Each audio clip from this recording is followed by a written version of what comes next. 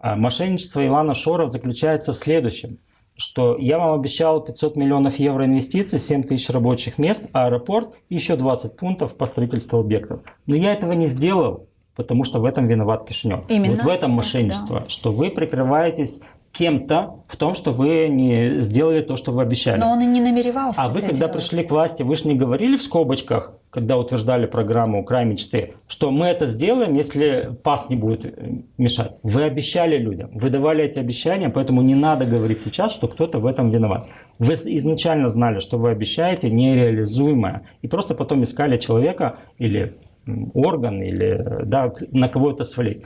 Такой же пример по мне и по тем людям, которые говорят правду и показывают цифры.